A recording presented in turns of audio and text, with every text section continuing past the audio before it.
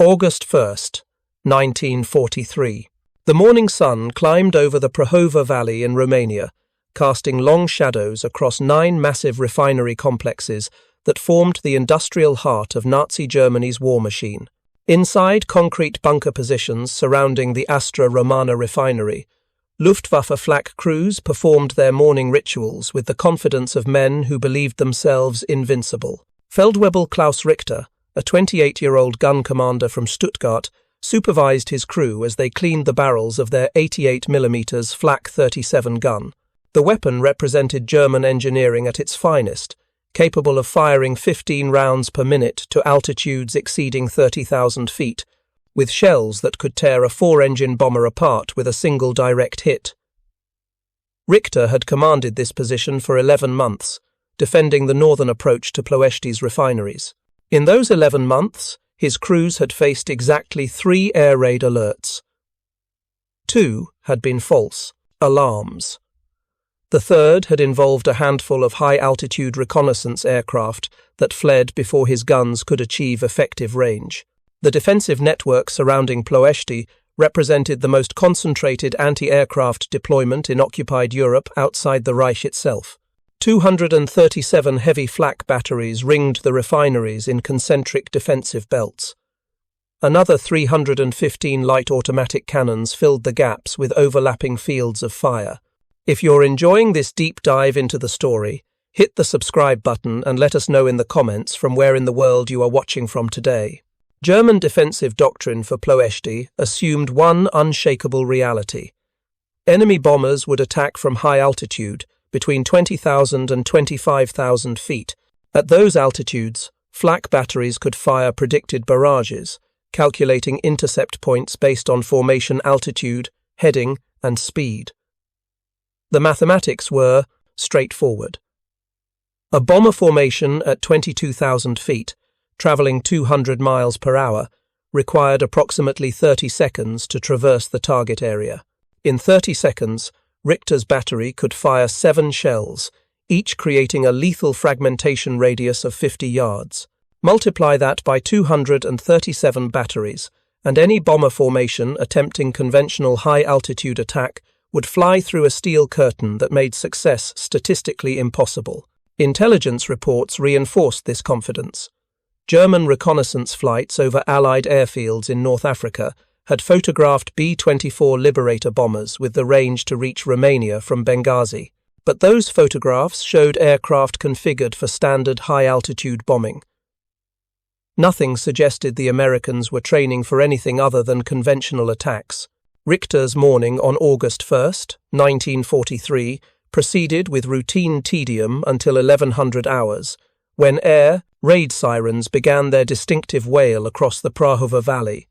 His crew scrambled to action stations within 90 seconds. The battery command post transmitted initial information through field telephone networks. Large formation of enemy bombers detected crossing the Danube River. Estimated strength exceeded 100 aircraft. Expected time to target, 45 minutes. Richter felt anticipation rather than fear. This was what they'd trained for. The Americans were flying directly into a killing ground that would teach them why Ploesti remained unconquered. What Richter couldn't know was that the intelligence feeding his confidence was about to collide with a tactical innovation that rendered his defensive calculations meaningless. The American bombers weren't climbing to 20,000 feet. They were descending to 300 feet. And the formation tactics they employed had been specifically designed to exploit a vulnerability in German defensive doctrine that no one had thought to protect. The vulnerability was devastatingly simple. Every 88mm flak gun defending Ploesti could elevate its barrel from -3 degrees below horizontal to +85 degrees above horizontal, covering every altitude from ground level to the stratosphere. But there was a crucial limitation. The 88mm Flak 37 was fundamentally an anti-aircraft gun optimized for high-altitude targets where angular rates of change were relatively slow. At extreme low altitude, those calculations became impossible. A bomber flying at 300 feet, traveling 200 miles per hour, covered the distance from horizon to overhead in approximately 30 seconds. The angular rate of change required to track such targets exceeded human reaction time. At 2 miles distance, tracking required smooth, gradual barrel movement. At half a mile, the required traverse rate exceeded physical capability. At a quarter mile, the target was overhead and past before gun crews could swing their weapons through the required arc. German Flak doctrine had never seriously considered this vulnerability because no heavy bomber force had ever attempted mass low-altitude attack against a heavily defended target. The risk seemed to outweigh any tactical advantage. American planners disagreed. In spring and summer 1943, they'd calculated that surprise and speed at extreme low altitude would allow bombers to reach release points before defensive guns could engage effectively. The 9th Air Force crews training at desert bases in Libya had practiced the profile obsessively. Their B-24 Liberators could carry 4,000 pounds of bombs from Benghazi to Ploesti and back, a 2,400-mile round trip. The B-24D, with its distinctive twin tail and high-mounted Davis wing, was difficult to fly at any altitude. At 300 feet, it became a test of pilot skill that bordered on reckless. The training focused on 2 critical elements. First, precise formation flying at extreme low altitude. The formations being developed weren't loose trail formations used for high-altitude bombing. They were tight, compressed formations, keeping bombers within 50 to 100 yards horizontally and maintaining altitude separation of less than 50 feet. This tight grouping served multiple purposes. It concentrated defensive machine gun fire from the bombers, with each B-24 carrying 10 50-caliber guns. It compressed bomb release patterns, ensuring all aircraft dropped ordnance within seconds of each other. And most critically, it saturated the target area so completely that flak gunners couldn't concentrate fire on individual aircraft. The formation became known as the tucked formation. 6 aircraft flew in 2 staggered Vs, with each V consisting of a lead aircraft and 2 wingmen positioned 30 yards back and 30 yards out on each side. The second V flew 50 feet higher and 100 yards behind. This created a formation roughly 200 yards long, 100 yards wide, and 50 feet tall. When the lead bombardier released his bombs, every aircraft in the formation released within 2 to 3 seconds. 6 bombers, each carrying 10 500-pound bombs with 45-second delay fuses, created a saturation pattern of 60 bombs impacting across roughly 600 feet by 300 feet. That concentration could obliterate an entire refinery complex, but it required formation discipline with zero margin for error. The second training element focused on navigation and target recognition at high speed. At 300 feet and 200 miles per hour, the Romanian countryside would flash past at rates making traditional map reading nearly impossible. Pilots and navigators memorized landmark sequences until they could identify railroad junctions, river bends, and distinctive buildings in seconds. The approach to Ploesti from the south followed the Bucharest-Ploesti railway line. The final target approach required splitting the formation into multiple groups, each attacking a specific refinery from precise compass headings. By late July 1943, the 5 bombardment groups selected for Operation Tidal Wave had flown hundreds of practice missions over desert ranges in Libya. They'd absorbed the statistical reality that losses would likely reach 50%. Half the attacking force might not return. But if Ploesti burned, if Germany's primary oil source went dark for months, the strategic payoff justified the cost. The mission briefings emphasized one critical principle. The formations had to hold together regardless of losses, regardless of defensive fire, regardless of anything except physical inability to fly. Breaking formation meant scattered bombs, reduced defensive firepower, and exponentially increased vulnerability. On the morning of August 1, 1943, as Richter's gun crews scrambled to positions and trained weapons on expected high-altitude approach vectors, 178 B-24 Liberators were already crossing the Mediterranean at wave-top altitude, invisible to German radar, approaching from vectors that defensive plans hadn't considered. The collision between American tactical innovation and German defensive doctrine was 90 minutes away. The 389th Bombardment Group, led by Colonel Jack Wood, flew in the second wave. Their designated target, the Astra Romana refinery, was considered medium priority compared to larger complexes. But medium priority didn't mean undefended. Astra Romana's defensive ring included 18 heavy flak batteries, 37 light automatic cannons, and multiple machine gun positions mounted on refinery structures. German planners had positioned these weapons assuming high-altitude attack vectors. That assumption was about to cost them everything. Colonel Wood's formation crossed the initial point at 1405 hours. The IP was a distinctive bend in the Bucharest-Ploesti railway line, clearly visible even at 300 feet, despite smoke beginning to rise from refineries already under attack. Wood's 6 aircraft lead element held their tucked formation with precision reflecting months of desert training. Behind Wood's lead element came 5 more 6 aircraft formations, staggered vertically and horizontally in the compressed box, concentrating 36 bombers into a formation measuring less than half a mile long. The entire group could have fit inside a standard high-altitude combat box element. That compression was intentional. When Wood's bombardier released, the entire group's 216,000 pounds of bombs would fall in a pattern tight enough to saturate the target completely. The approach took them over Romanian villages, where civilians stood in fields, staring upward at American bombers thundering past at eye level. At 1408 hours, Richter's battery received updated information. The American bombers were not at 20,000 feet, they were at 300 feet, and they were approaching faster than any defensive fire plan anticipated. Richter's initial reaction was disbelief. Heavy bombers couldn't attack at 300 feet.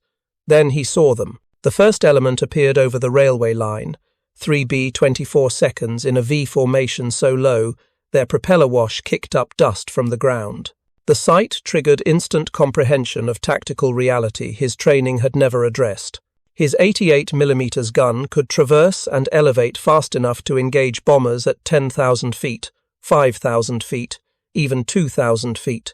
But at 300 feet, with bombers approaching at 200 miles per hour, the angular rate required to track targets exceeded his gun's mechanical capability. Wood's formation would cover 2 miles from visual acquisition to overhead in approximately 36 seconds. In the first 20 seconds, while bombers were still beyond effective range, his crew could theoretically track and engage. But the 88mm shell had a time of flight to target of approximately 3 seconds at 2-mile range. That meant aiming at where the bomber would be in 3 seconds. At 300 feet altitude, with bombers maneuvering, those predictive calculations exceeded human capability. Richter screamed orders requesting permission to fire direct horizontally into the approaching formation. The response came back negative. Direct horizontal fire risked hitting Romanian structures on the refinery's far side. Fire discipline was to be maintained. That restriction, sensible for high-altitude engagements, became meaningless against targets that would be overhead and past in seconds. The lighter automatic cannons had better luck. The 37mm Flak 43 guns positioned around Astra Romana's perimeter could track faster than heavy batteries. Their crews opened fire at approximately 1-mile range, sending explosive shells toward the formation. First Lieutenant Robert Mooney, flying left wingman in Wood's element, felt his aircraft shudder as 37mm shells punched through aluminum skin.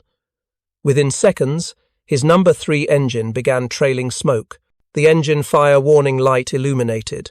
Mooney's training overrode survival instinct. He maintained position. Breaking formation meant disrupting defensive fire and scattering bombs. He advanced throttle on remaining engines, compensating for power loss, and held his 30-yard spacing. His waist gunner opened fire with his .50 caliber, engaging the 37mm positions, hosing shells into the formation. The gunfire from 36 bombers, each carrying 10 .50 caliber guns, created suppressive effect German defenders hadn't anticipated. At 300 feet, with gun positions clearly visible, waist gunners, nose gunners, and tail gunners could engage targets. The combined fire from 360 machine guns generated volume, forcing German crews to take cover during crucial seconds when they needed to be tracking targets. The tucked formation's compression created another effect defensive planning hadn't accounted for. Visual target saturation. At high altitude, individual bombers could be tracked and engaged with calculated fire, but 36 bombers compressed into 2,000 feet presented a target-rich environment where individual aircraft couldn't be distinguished quickly enough. Gunners fired into the mass rather than engaging specific aircraft, scattering their effectiveness. Wood's formation reached Astra Romana at 1409 hours. Lead bombardier, First Lieutenant Charles Whitman, had been tracking the target through his Norden bomb sight for 20 seconds. At 300 feet, the Norden's calculations were simplified. Time to target was measured in seconds. Wind drift was negligible. The sight picture showed refinery structures with startling clarity. Whitman identified the primary cracking tower, a skeletal metal structure rising 150 feet. His crosshairs settled on the tower's base, where critical distillation equipment was housed. He pressed the bomb release switch. Bombs away. Wood felt his B-24 lurch upward as 4,000 pounds of ordnance dropped free. Behind him, 5 more formations executed simultaneous releases within 3 seconds. 216,000 pounds of bombs fell in concentrated pattern across Astra Romana's 800-yard length. The bombs were still falling when Wood's formation cleared the refinery's eastern perimeter, and German defenders finally achieved effective firing solutions. Richter's 88mm gun, unable to track during approach, now fired at the departing formation. But Americans had planned for this. The escape route took Wood's aircraft directly away at maximum speed, presenting smallest possible target profile and maintaining 300-foot altitude that made tracking difficult.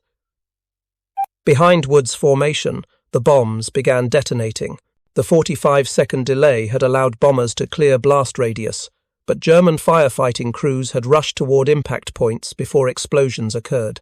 When bombs detonated, casualties among response teams multiplied immediate damage. The cracking tower Whitman targeted disintegrated in a blast, sending metal fragments 200 feet into the air. The tower's collapse ruptured high-pressure fuel lines, and refined gasoline under 50 pounds per square inch pressure sprayed across the facility. Second and third bomb salvos hit storage tanks containing hundreds of thousands of gallons. These tanks were designed to contain liquid, not resist blast over pressure. They failed catastrophically. One tank, 40 feet in diameter and 30 feet tall, simply came apart at seam welds. The blast wave propagated through contained fuel, generating pressure exceeding structural capacity. The tank exploded, sending a mushroom cloud of vaporized petroleum 500 feet into the air. When that vapor cloud encountered an ignition source, it created a fuel-air explosion that shattered windows 3 miles away. The fireball was visible from Bucharest, 35 miles south. Subsequent bombs walked across the refinery's length, hitting pump houses, pipeline manifolds, and administrative buildings.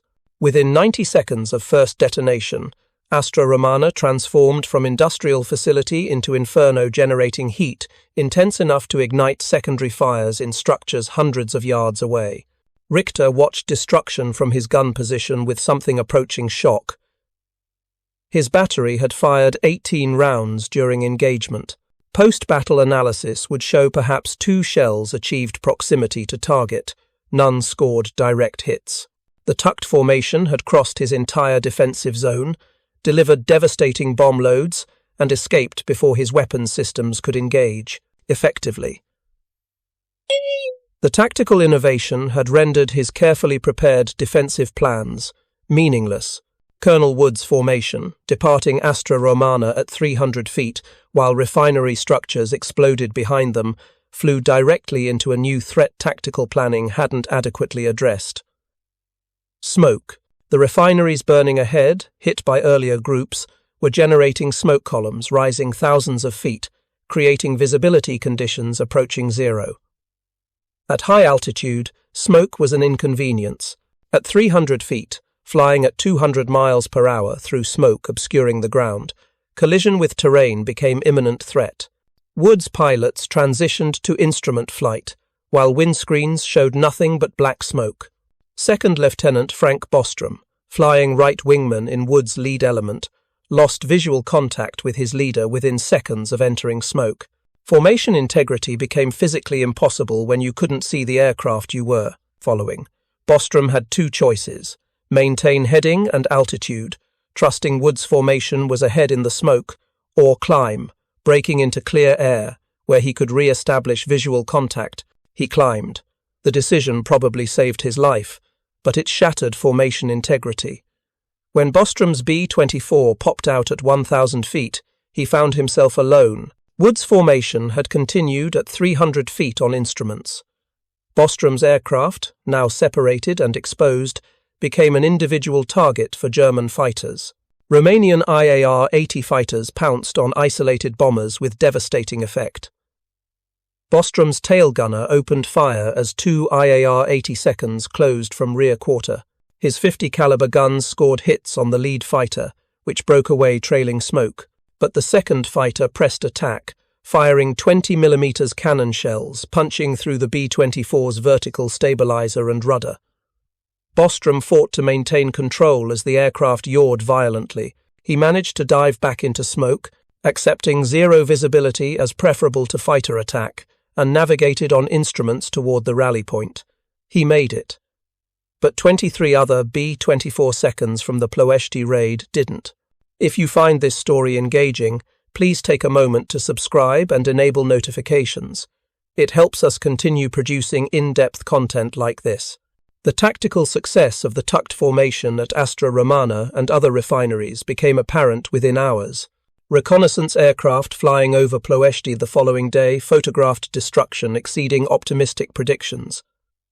Astra Romana had lost approximately 70% of refining capacity. The primary cracking tower was destroyed completely. 6 major storage tanks were obliterated or burning. Pipeline networks were ruptured in dozens of locations. More broadly, the 9 refinery complexes comprising Ploesti suffered aggregate damage estimated at 42% production capacity loss. In concrete terms, Germany's oil supply would drop by approximately 260,000 tons per month until repairs could be completed. The strategic impact rippled through German military immediately. Luftwaffe units across Europe received fuel allocation cuts in September 1943. Panzer divisions on the Eastern Front operated under strict rationing limiting operational range. Naval operations in Mediterranean and Black Sea reduced tempo. But the cost of achieving this damage forced American strategic planners to confront brutal realities about low-altitude tactics against defended targets. Of the 178 B-24 Liberators that attacked Ploesti on August 1, 1943, 54 were destroyed. Another 53 returned with battle damage ranging from repairable to catastrophic. The human cost was 660 casualties, 310 killed in action, 108 prisoners of war, and 42 wounded. The casualty rate, 30% killed or captured, exceeded losses from any other single mission in the European theatre. The attack had succeeded strategically while simultaneously proving that the tactics used were unsustainable. Richter's experience represented the German defensive perspective on a tactical revolution they hadn't anticipated. His after-action report, filed 3 days after the raid, documented the problem with clinical precision. Heavy flak batteries positioned for high-altitude defense cannot achieve effective engagement against low-altitude bomber formations traveling at high speed. Angular tracking rates exceed mechanical capability of the 88mm flak system when targets are below 500 meters altitude and within 2 kilometers range. The refineries burning across the Prahova Valley on August 1, 1943, created a spectacle visible for 50 miles. From Bucharest, civilians watched smoke columns rise to 15,000 feet, where prevailing winds spread them, into a black curtain obscuring the afternoon sun. Romanian firefighting units from across the region converged on Ploesti. but the scale of destruction exceeded their capacity to respond. These weren't simple petroleum blazes that could be fought with conventional foam or water. They were industrial conflagrations, where pressurized fuel lines continued feeding flames even as storage tanks ruptured and pipelines melted. At the Astra Romana refinery, fires burned for 72 hours before being brought under control. The primary cracking tower that Lieutenant Whitman's bombs had destroyed continued generating secondary explosions as residual petroleum products ignited from radiant heat. The storage tank that created the fuel-air explosion left a crater 40 feet deep, where 200,000 gallons of refined aviation fuel had been stored.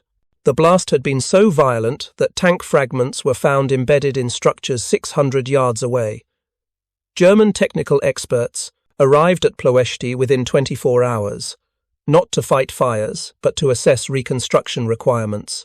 Assessment teams, led by engineers from IG Farben and other German petroleum companies, worked through smoking ruins, cataloguing damage with systematic precision that would determine how quickly production could resume. Their reports, forwarded to Albert Speer's armaments ministry in Berlin, provided German High Command's first comprehensive understanding of what the American raid had accomplished. The damage assessment revealed a pattern tactical planners in Washington had hoped to achieve. The tucked formations hadn't dropped bombs randomly across refineries. The compressed release patterns created concentrated destruction in the most critical areas. At Astra Romana, bombs had hit 13 of the 15 primary processing units. The cracking towers, where crude oil was refined into usable products, were destroyed or damaged beyond immediate repair. The pump houses that moved petroleum through the refining process were gutted, and most critically, the electrical substations that powered the entire facility were obliterated. This last detail proved more significant than anyone initially realized. Modern petroleum refining depended on electrical power for pumping, heating, cooling, and process control. Without electricity, the refineries couldn't operate, even if physical damage had been minimal. The American bombs hadn't just destroyed equipment, they'd eliminated the infrastructure, making the equipment functional. Across the 9 refinery complexes, the pattern repeated. Some facilities suffered direct hits on vital structures, others were damaged by blast effects from nearby explosions or by fires spreading through pipeline networks. The aggregate result was 42% reduction in refining capacity, translating to approximately 260,000 fewer tons of refined petroleum products per month. To understand what that number meant for German military operations, consider the fuel consumption rates of Wehrmacht forces in 1943. A panzer division in active operations consumed roughly 400 tons of fuel per day. The Luftwaffe's fighter forces defending Germany used approximately 150 tons of aviation fuel daily across all units. Naval operations in the Mediterranean required another 200 tons daily. The Eastern Front's logistics network burned through 500 tons of diesel fuel daily, supporting 3 million German soldiers. Total it up, and Germany's military was consuming roughly 1,250 tons of fuel per day, or 37,500 tons per month, for just these major operations. The loss of 260,000 tons of production capacity meant Germany lost the equivalent of 7 months of military fuel consumption. That shortfall couldn't be made up immediately through increased production at other facilities or through imports. Germany's synthetic fuel plants were already operating at maximum capacity. Romanian oil fields outside Ploesti couldn't increase production significantly. The only other major petroleum source, captured Soviet oil fields in the Caucasus, had been lost when the Red Army retook those territories in early 1943. The fuel shortage forced German military commanders to make brutal prioritization decisions.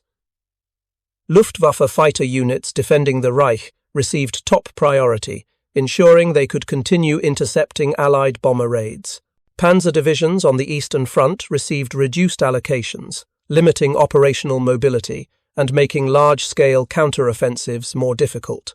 Naval operations in the Mediterranean were curtailed, allowing Allied shipping to move with reduced interference. Training programs for new pilots and tank crews had fuel allocations cut, degrading the quality of replacement personnel entering combat units. These effects cascaded through the German war machine over subsequent months. Soviet offensives on the Eastern Front in late 1943 encountered German armoured formations that couldn't execute the rapid manoeuvres that had characterized blitzkrieg tactics. Allied bombing raids over Germany faced fighter opposition that, while still fierce, couldn't maintain earlier sortie rates. The Mediterranean theatre saw reduced German air and naval activity, making Allied operations in Italy less costly. The strategic ripple effects from a single day's bombing demonstrated what American planners had theorized, but never proven at this scale. Precision strikes against critical industrial nodes could generate effects throughout an entire military economy. Here's where the Ploesti raid's limitations became apparent. German reconstruction efforts began while fires were still burning. Engineering teams assessing damage weren't just cataloguing destruction. They were identifying which facilities could be restored quickly and which required complete rebuilding. Their analysis revealed that much of the damage, while devastating in immediate impact, was repairable, given sufficient resources and priority. The cracking towers at Astra Romana, for instance, were destroyed above ground, but the foundations, underground fuel storage, and much of the pipeline infrastructure survived. Rebuilding the towers required structural steel, specialized refining equipment, and electrical systems, all of which Germany possessed in limited quantities. But the foundation infrastructure meant reconstruction could happen in months rather than years. Speer's armaments ministry made Ploesti reconstruction a top national priority. Structural steel allocated for U-boat construction was redirected to refinery repairs. Electrical equipment destined for industrial plants in the Ruhr was sent to Romania. Skilled petroleum engineers and construction workers from across the Reich were concentrated at Ploesti. German industry, facing resource shortages across every sector, somehow found materials and labour to rebuild the refineries. The reconstruction pace shocked Allied intelligence analysts. By October 1943, just 10 weeks after the raid, reconnaissance photographs showed Astra Romana operating at approximately 30% capacity. By December, capacity had recovered to 60%.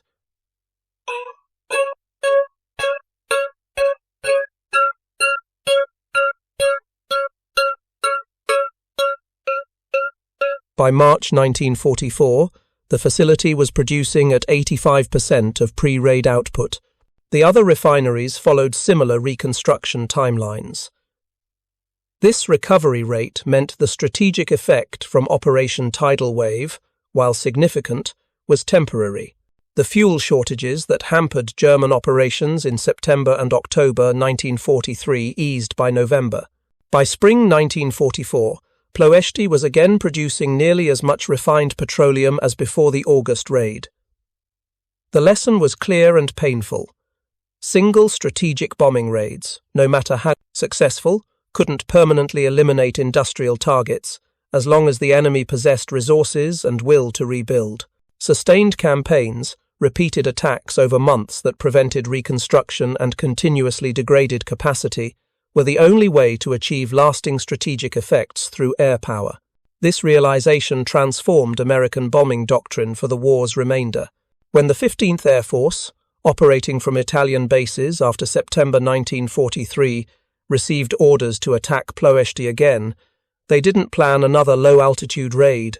They planned a sustained high-altitude campaign that would systematically destroy the refineries beyond Germany's ability to rebuild. Between April and August 1944, American heavy bombers attacked Ploesti 24 separate times. These weren't maximum effort raids like Operation Tidal Wave. They were methodical operations, typically involving 50 to 100 bombers per raid, attacking from 15,000 to 20,000 feet with conventional combat box formations. The tactics that proved too costly at low altitude worked at high altitude despite reduced accuracy. Each raid inflicted incremental damage. A mission in May destroyed pump houses that had been rebuilt after the August 43 raid. A June attack obliterated electrical substations. July raids targeted the cracking towers again, now defended by reorganized flak batteries and smoke generators that Richter's after-action report had recommended. By August 1944, when Romanian forces switched sides and joined the Allies, Ploesti's refineries were producing less than 15% of their pre-war capacity. The sustained campaign achieved what the single dramatic raid couldn't. It removed Ploesti as a significant factor in Germany's oil supply, forcing increased reliance on synthetic fuel plants that became targets themselves. By late 1944, Germany's fuel shortage had become critical enough that panzer divisions were being disbanded, not because they lacked tanks, but because they couldn't fuel the tanks they had. Luftwaffe pilot training programs were producing aviators with 50 hours of flight time instead of the 200 hours that had been standard, because fuel for training flights wasn't available. The August 1st, 1943 raid's place in this broader campaign was as a proof of concept that carried mixed lessons. It proved that precision strikes against petroleum infrastructure could cascade failures throughout a modern military economy. It demonstrated that tactical innovation could temporarily overcome defensive advantages, and it showed that even successful strategic bombing required sustained follow-through to convert tactical success into lasting strategic impact. For the men who flew Operation Tidal Wave, these strategic calculations were distant abstractions compared to immediate realities of survival and loss. Colonel Wood's 389th Bombardment Group lost 7 aircraft and 70 crew members on August 1st. The group held memorial services at their Benghazi base on August 3rd, commemorating men who'd been alive and joking 3 days earlier. The ceremonies followed protocols that would become grimly routine over the next 2 years. Empty chairs at mess tables, personal effects packed and shipped to families, letters of condolence written by commanders to parents and wives. The psychological impact of 30% casualty rates affected surviving crews in ways flight surgeons struggled to address. Combat fatigue, the term used for what we'd now recognize as post-traumatic stress, manifested differently after maximum effort missions like Ploesti compared to routine operations. Men who'd flown through fires intense enough to blister paint on their aircraft, who'd watched bombers beside them explode, who'd brought damaged aircraft home through sheer will, developed heightened, startle responses and intrusive memories that disrupted sleep and concentration. The Army Air Force's solution was rotation. Crews who'd flown Ploesti received priority for rotation back to the United States, or at least to non-combat assignments. The policy recognized that men could only endure so much before becoming ineffective. Lieutenant Mooney, who'd held formation despite his burning engine, completed 6 more missions after Ploesti before being rotated to a training command in Florida. He spent the war's remainder teaching navigation to new bomber crews, passing on lessons learned over Romania about formation discipline and emergency procedures. He never spoke much about Ploesti to his students, not because of secrecy concerns, but because explaining the experience to people who hadn't been there was impossible. The 5 Medals of Honor, awarded for actions during Operation Tidal Wave, recognized specific acts of valor, but also acknowledged the collective courage required of everyone who participated. Colonel John Kane, commanding the 98th Bombardment Group, received his medal for leading his formation through the target, despite his aircraft being hit repeatedly and catching fire. Second Lieutenant Lloyd Hughes received his posthumous medal for pressing his attack despite catastrophic fire damage that made his aircraft's destruction inevitable. Colonel Leon Johnson, commanding the 44th Bombardment Group, was recognized for leading his formation to the target despite intense opposition. Major John Gerstad, who'd already completed his required combat tour and volunteered for Ploesti, knowing it would likely be fatal, received posthumous recognition for his sacrifice. The 5th medal went to Colonel Jack Wood himself, for the leadership that brought the 389th Group through the mission, with their tactical formation intact despite losses. The concentration of 5 Medals of Honor from a single mission was unprecedented and highlighted how Operation Tidal Wave represented something beyond routine combat operations. These awards generated some controversy among Air Force leadership, Some argued that recognizing individual valor from a mission where everyone displayed extraordinary courage risked diminishing the contributions of hundreds who didn't receive medals. The compromise was ensuring that other decorations, Distinguished Service Crosses and Silver Stars, were awarded liberally to Ploesti veterans. Richter's experience on the receiving end followed a different trajectory. His battery remained at Ploesti through 1944, facing the sustained high-altitude bombing campaign that eventually destroyed what the tucked formations had initially damaged. The defensive reorganization following the August 43 raid gave his crews better tools for engaging low-altitude threats, but the Americans never again attacked at 300 feet against Ploesti's defenses. High-altitude raids that began in spring 1944 were different tactically, but equally devastating strategically. Richter's 88mm guns, optimized for high-altitude engagement, performed as designed. His battery shot down 3 B-24 seconds and damaged dozens more during 1944's campaign. But the sheer volume of attacks, multiple raids per month, gradually overwhelmed defensive capacity. Ammunition supplies ran short. Replacement crews arrived with less training than pre-war standards, and most critically, the refineries the batteries defended were being systematically destroyed despite the gunners' best efforts. By August 1944, when Romania's government switched sides and joined the Allies, Richter's battery surrendered to advancing Soviet forces. He spent the next 3 years in a Soviet labor camp before repatriation to Germany in 1947. His post-war reflections, recorded in interviews decades later, focused less on tactical details and more on the futility of defending industrial targets that strategic bombing rendered indefensible. The technology and tactics could be adapted, he noted, but once an enemy achieved air superiority and possessed sufficient bomber strength, no defensive system could prevent eventual target destruction. The tucked formation concept's legacy extended beyond Ploesti into tactical doctrine development throughout the war and afterward. The principle that compressed formations, concentrating firepower and ordnance produced better results than dispersed formations, influenced formation tactics for the remainder of World War II. While the specific ultra-low altitude application proved too costly for routine use, the broader concept of formation compression informed high-altitude tactics as well. By mid-1944, 8th Air Force combat boxes had tightened from their early war dispersed patterns. Aircraft flew closer together, creating more concentrated defensive fire zones and bomb patterns. Modern air warfare, while technologically unrecognizable compared to 1943, still employs the core principles that Operation Tidal Wave exemplified. Strike packages coordinate multiple aircraft to achieve concentration of force. Formations maintain mutual support through overlapping capabilities, and mission success depends on disciplined execution despite opposition. The specific implementation involves stealth technology, electronic warfare, and precision-guided munitions rather than visual formation flying and carpet bombing. But the underlying philosophy that concentrated, coordinated force achieves better results than individual operations traces directly to lessons learned over places like Ploesti. The Ploesti raid's commemoration evolved over decades following the war. The Ploesti Veterans Association, formed in the 1950s, held annual reunions where surviving crew members gathered to remember comrades and share stories that families often hadn't heard. These gatherings served therapeutic purposes that military psychologists only later recognized as crucial for processing combat trauma.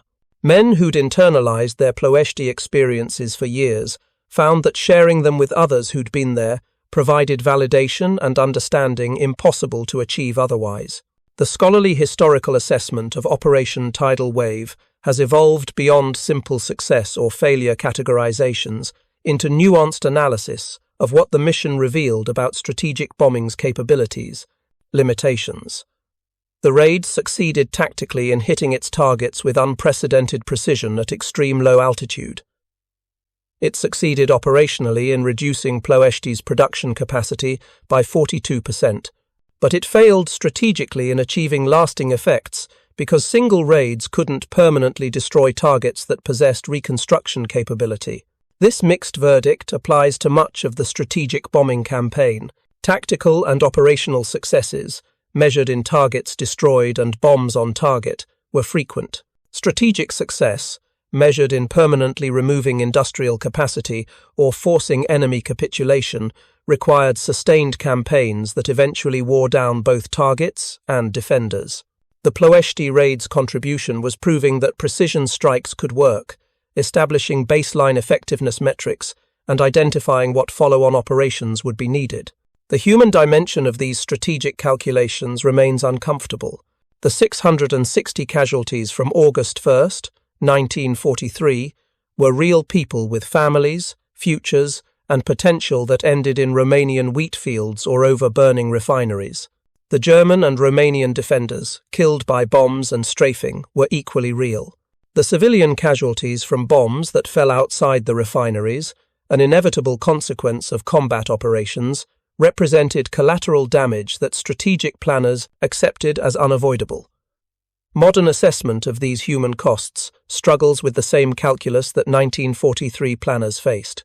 Was reducing German oil production by 260,000 tons for 3 months worth 310 American lives? The question has no objectively correct answer. It depends on assumptions about how many lives the oil shortage saved by reducing German military effectiveness, assumptions that can't be verified. What can be said with certainty is that the men who flew Operation Tidal Wave believed their mission served purposes beyond individual survival. They accepted extraordinary risks because they'd been convinced that destroying Ploesti would shorten the war and save lives in aggregate. The formation tactics that Wood's group executed with such precision under fire represented more than tactical innovation. They represented a calculated decision that concentration of force, even at the cost of reduced individual maneuverability, produced better outcomes than dispersed operations. That principle, validated through the fires over Ploesti, became foundational to air power doctrine in ways that extend far beyond World War II. Modern joint strike packages, coordinated naval aviation, and even unmanned aerial vehicle swarm tactics all trace intellectual lineage back to the compressed formations that flew at 300 feet through German defences on August 1st, 1943. The refineries that burned that day were eventually rebuilt, then destroyed again, then rebuilt once more after the war. Ploesti continued producing petroleum through the Cold War and into the 21st century. The physical targets proved temporary. What proved permanent was the demonstration that industrial-age warfare could be approached systematically, that precision could overcome brute force, and that tactical innovation could temporarily overcome defensive superiority even against seemingly impossible odds. The men who made that demonstration possible, who held formation while their aircraft burned, who pressed attacks when every instinct screamed for survival, didn't do so because they were superhuman. They did so because military training, unit cohesion, and belief in mission purpose created conditions where extraordinary courage became routine behavior. The 5 Medals of Honor represented hundreds of acts equally courageous that received lesser recognition or no recognition at all. Richter, watching the destruction from his gun position, understood in that moment something that would take military analysts years to articulate. Defensive doctrine built on assumptions about enemy behavior became worthless when the enemy refused to behave as expected. His carefully prepared fire plans, his well-trained crews, his technically superior weapons, all rendered ineffective, not through failure on his part, but through innovation on the attacker's part. That realization, that tactical surprise could overcome material superiority, has driven military innovation in every conflict since. The tucked formations over Ploesti on August 1st, 1943, lasted perhaps 3 minutes from initial German engagement to final bomb release.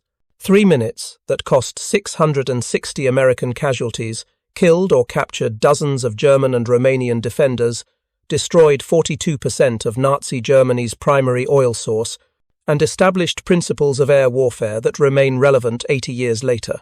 The compression of so much consequence into such a brief window of time defines what makes certain military actions historically significant beyond their immediate tactical outcomes. Thank you for watching. For more detailed historical breakdowns, check out the other videos on your screen now, and don't forget to subscribe.